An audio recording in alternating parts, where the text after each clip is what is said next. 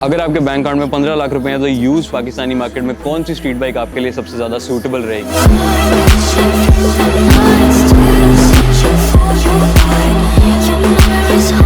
सबसे पहले बात करते हैं यामाहा R3 की, जो कि एक higher revving inline twin cylinder motorcycle है जो कि 42 हॉर्स पावर जनरेट करती है and it is quite compact, aggressive and it looks amazing. उसके बाद आती है कावासाकी की ZX300 जो कि परफॉर्मेंस में R3 से काफी सिमिलर है लेकिन लुक्स वाइज R3 से मार खाती है। And finally comes the Honda CBR 500R जो कि 47 हॉर्स पावर जनरेट करती है और पाकिस्तानी मार्केट के हिसाब से ये बाइक सबसे ज्यादा प्रैक्टिकल है। क्यों? क्योंकि unlike the other two motorcycles, this motorcycle was officially launched by Atlas Honda in Pakistan back in 2013-14 time, और सिर्फ CBR 500 पाकिस्तान में लॉन्च नहीं की गई थी, इसके साथ CBR 150R भी पाकिस्तान में लॉन्च की गई थी। अब हम सब हर टाइम कंप्लेन करते रहते हैं कि एटलस होंडा कोई बाइक्स में अपग्रेड नहीं करती, बस हर साल स्टिकर चेंज करके मार्केट में फेंक देती है। 10-15 साल पहले उन्होंने इस प्रीमियम सेगमेंट के साथ एक्सपेरिमेंट करके देखा था। उन्होंने पहले बाइक्स इंपोर्ट करके पाकिस्तान में बेची विद द अल्टीमेट गोल कि अगर मार्केट में थोड़ी सी डिमांड नजर आए तो वो अल्टीमेटली उसको लोकली प्रोड्यूस भी करे। बट हम सारे तो पाकिस्तानी है, हमें होंडा CG 125 ही चाहिए। हमने उन इंपोर्टेड मॉडल्स को खरीदा और अल्टीमेटली 5-7 साल उन्होंने कोशिश की और आखिर में मजबूरी में आके होंडा ने अपनी बाइक आमिर लियाकत के इनाम घर में लोगों को गिव अवे की। अभी मैंने बोला कि this bike is more practical than the R3 and the ZX300। उसकी मेन रीजन ये है कि इसके अंदर जो 471cc इनलाइन ट्विन इंजन आता है, ये सेम वो इंजन है जो डॉल्फिन पुलिस की होंडा CB 500X के अंदर आता है। और माशाल्लाह से हमारी पुलिस फोर्स ऐसी है कि वो बाइक्स का ऑयल भी चेंज नहीं करती और आप लोगों के सामने 10-12 साल हो गए हैं उन होंडा CB 500X को चलते,